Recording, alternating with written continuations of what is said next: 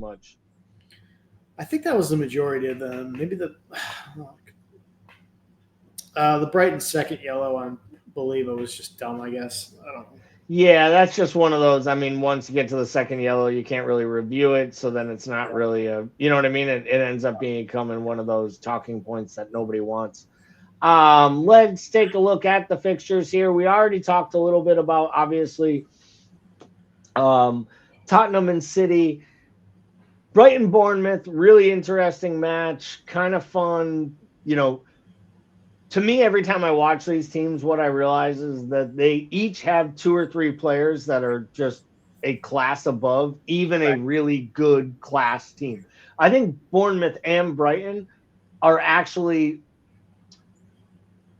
better than maybe the level they hold within the Premier League.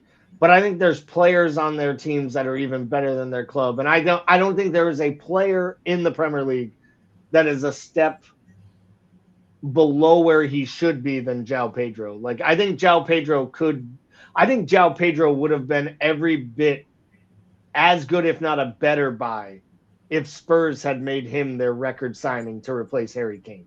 Like, if you were City, would you have replaced Alvarez with him? Perfect example. Yeah. Prime example of a guy who could have been I think he could do a job at Liverpool. I think he would have been a perfect Bobby Firmino type of replacement to play along the way that we play. He does so many things that are so impressive, so good. I think we have to give a second or two here and just credit West Ham. Yeah. Lopetegui was on dire straits, looked like he was on his way out. Team didn't look like they wanted to play for him. He made some changes today. Feel like he might have actually, for the first time all year, started his best 11 in a match. And they got a 2-0 win at Newcastle, which was fully deserved. Like, they could have scored more than that. Really good result for Newcastle. And I think we'd be remiss not to talk about what looks like a Villa team that is just absolutely out of gas at this point. Like, what is it about Villa right now? Is the bloom coming off the rose?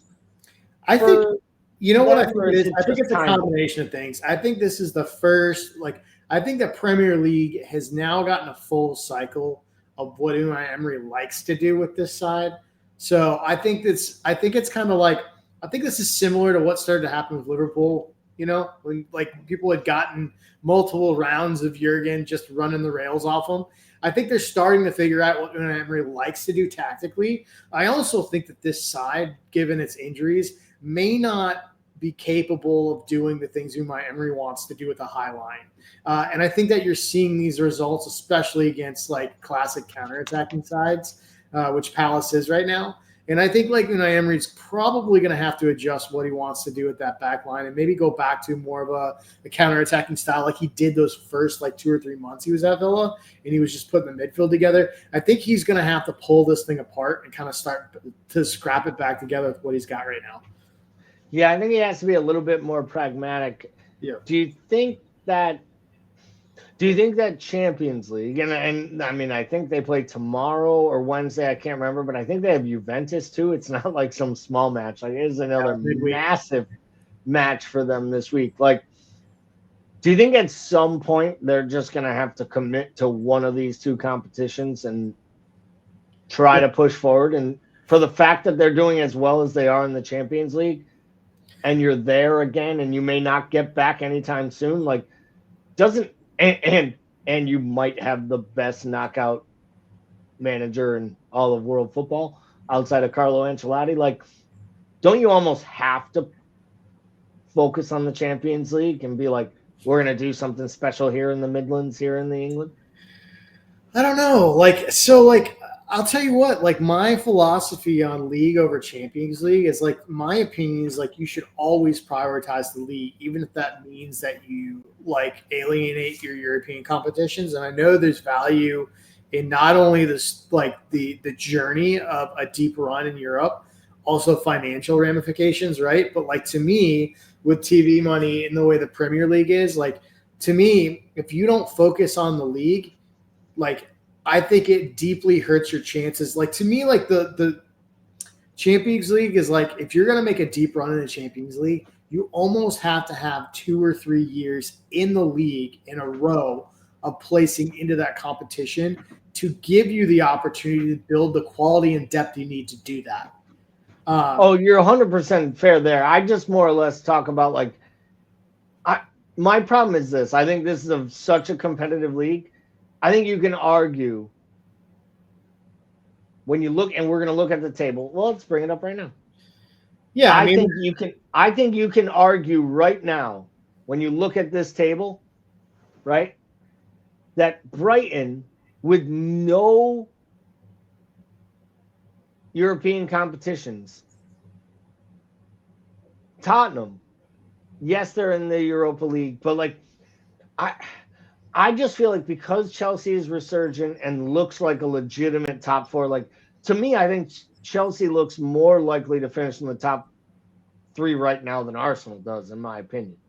I'd argue Chelsea has a very good argument to say if anyone has a chance to get up near Liverpool this year, it might be us because we're getting better every week, and the rest of the sides seem like they're coming down, coming back to the pack. And I just think that leads Villa to look at this and say like, wow, if Tottenham hadn't blown an opportunity to beat Ipswich at home, they'd be sitting in 3rd place right now.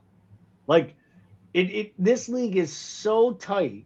Even, I mean, Newcastle today, if Newcastle wins at home against West Ham, they're sitting in 6th, right? Like, and we have another team within striking distance.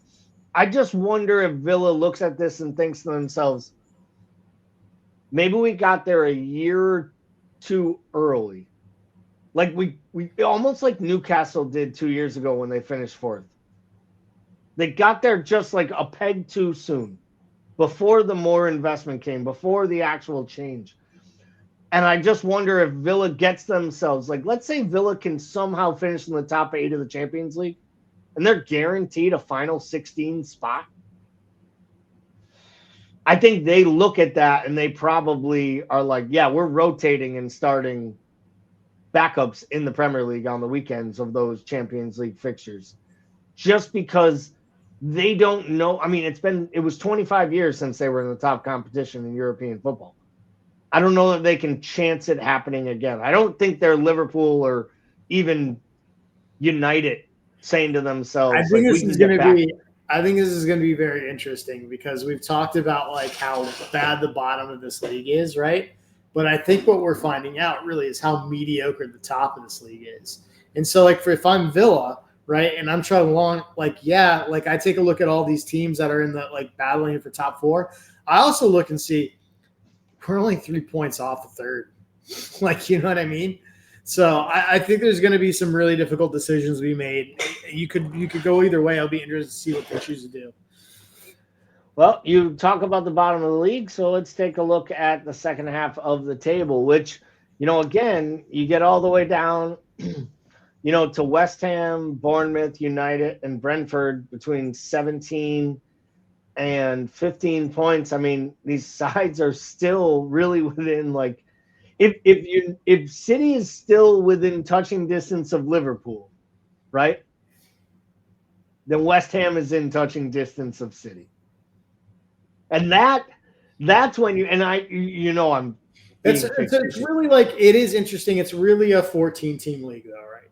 Like the bottom 6 bottom 6 are genuinely terrible.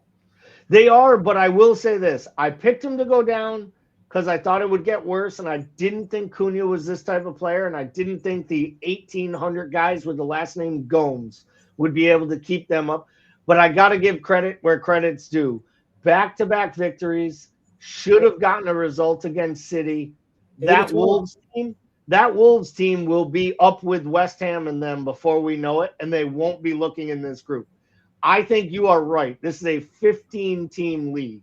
Wolves just gave everybody a 12-game head start. But I think Wolves will end up finishing somewhere in the 13, 14, 15 range.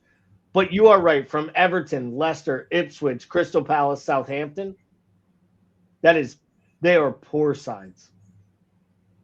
And it's sad to say that include Crystal Palace. The Palace I thing is think you weird have as to when well. you have one win through Yeah. 12 matches. I'm sorry.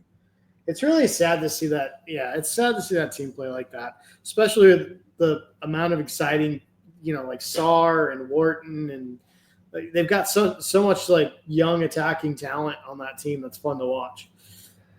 So we talk about obviously, sides at the bottom here, sides that are going to struggle. Obviously, we're going to have coaches moving on and coaches changing. We had another one this weekend. Steve Cooper let go. In England, it's a big deal when you fire a guy on a Sunday. Like, that's a big deal. Normally, they wait till Monday morning. It's that whole, like, Sunday church just respect thing. They fired him on Sunday. Some people were arguing that shows that they know who the next manager already is, that there was more of it was kind of already in the cards and it was going to happen no matter what. Can you make heads or tails of the firing of a manager off a 2-1 loss to a good Chelsea side? Like, it wasn't a terrible performance. They didn't get drubbed at home. Like, and why wouldn't you do it at the beginning of an international break if you were going to get rid of your manager? Sounds to me, I mean, this sounds similar to me, like the timing of like some of these Mourinho fires, right? Like, I feel like there's kind of a conversation that happened and it ended very abruptly with somebody.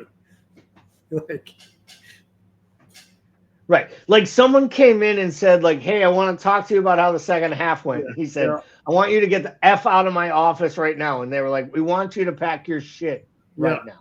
Yeah. One of those? Much. Yep. I think there was probably a conversation that didn't go the way that it naturally intended, went south, and they just made it a brief exit. And it's never been a good fit. Let's be honest. Steve Cooper didn't look like a good fit there. Guy was a long-standing manager at Forest, who's a big rival of Leicester City. So right there, it wasn't like it wasn't something that the supporters were ever in favor of. And I always feel like if you're going to hire someone that the supporters don't like, it's got to go well.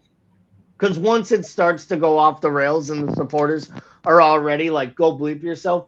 It's a lot like when Wayne Rooney was appointed at Birmingham and everyone was like, wow, a big club like Birmingham just appointed a guy who's really kind of been an abject failure. And then all the Birmingham supporters were like, go F yourself, Fat Rooney, die. They were holding up signs like, we don't want Fat Rooney, and like all these things. And then like he lost 2 games and they were like, yeah, so we're going to get rid of this guy with the neck. Like, it just, if your supporters have given up on you before you ever start, you probably can't win a fire sale. Right. And I think to that, he didn't have a chance. It sounds like there's talk of Ruud van Nistelrooy or Graham Potter coming in. Graham Potter might be a good fit for Leicester, actually, because it's more of a project manager. There was talk of David Moyes this morning. I was like, what? Oh, jeez. But David Moyes is going to get a job this year. I do believe that because he wants to manage. But I think, where David Moyes is going to go?